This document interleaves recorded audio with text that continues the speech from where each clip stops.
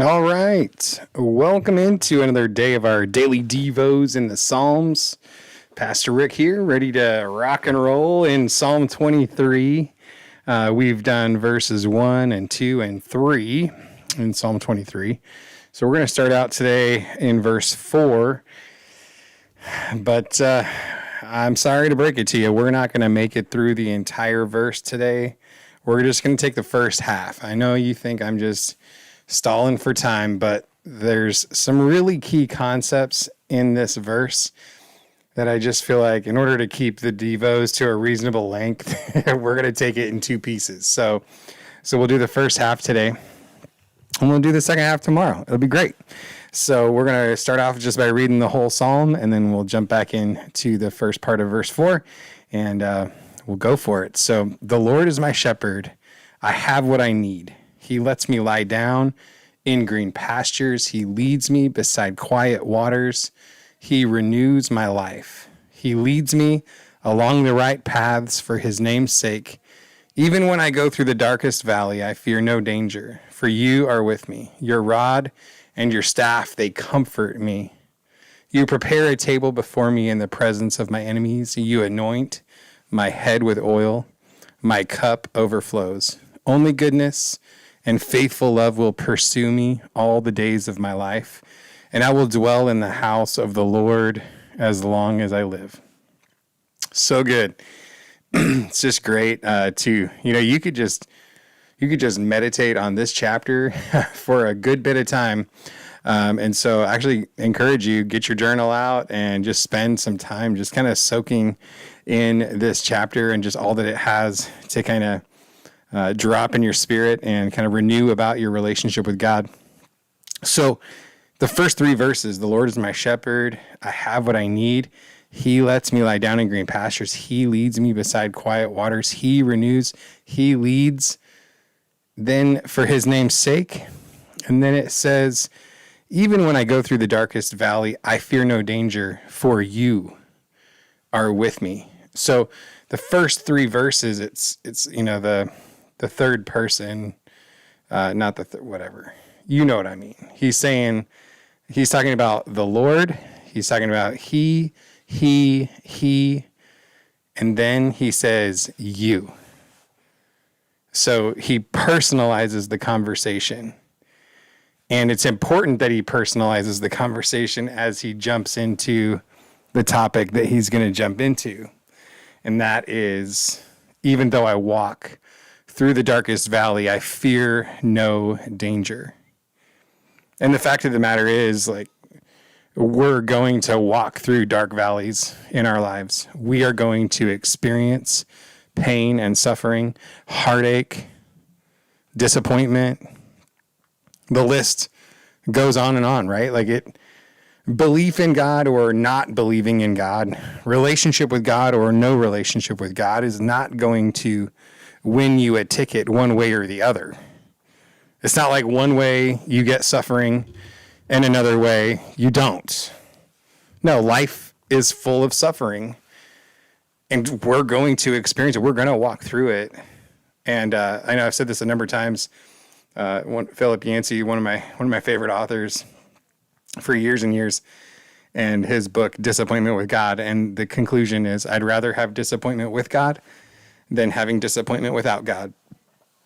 Because honestly, the Christian worldview, the biblical worldview, is one that actually has an answer for pain and suffering rather than just grin and bear it, endure it, pretend like it doesn't exist, whatever. There's this promise that the Lord will redeem, that the Lord will take care of us even in spite of, and actually not even in spite of, but actually using our suffering to accomplish his unbelievable kingdom purposes.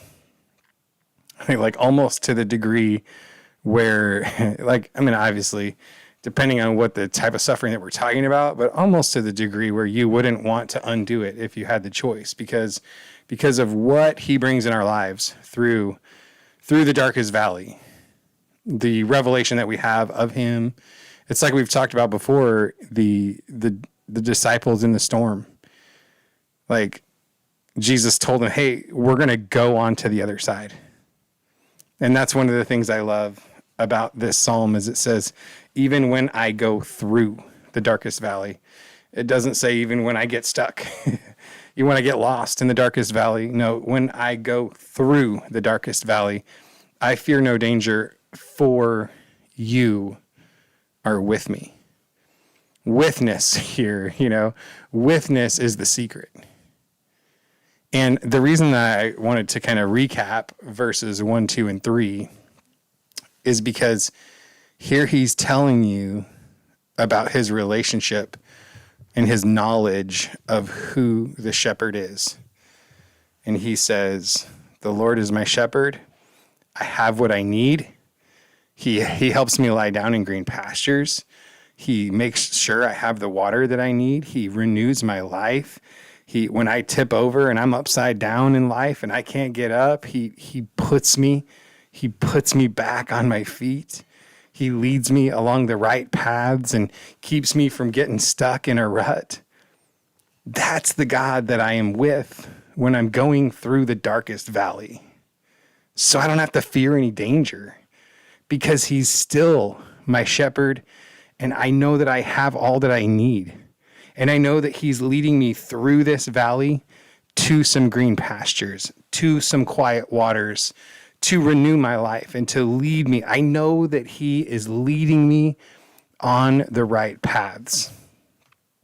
It's relationship is what it is all about, is knowing the shepherd's voice, following his leading, trusting his hand, trusting his care, trusting his leading. So we follow him knowing that he's going to take good care of us. And that is how we can also then say, even when I go through the darkest valley, I don't have to fear any danger because you are with me. My prayer for you today is that wherever you go today, well-lit mountaintop or dark valley, that you would go with the shepherd. Wherever we go, like really truthfully, honestly, for a sheep to go anywhere by themselves is fearful. And I think that's really our situation as well. To go anywhere without the Lord is a fearful thing. But with the Lord, what you got? You can't do anything to me to take me off track when I am with the Lord, when I'm following his lead, because I know he's good and he's got me. So I hope that you are encouraged today. God bless you, and I will see you tomorrow.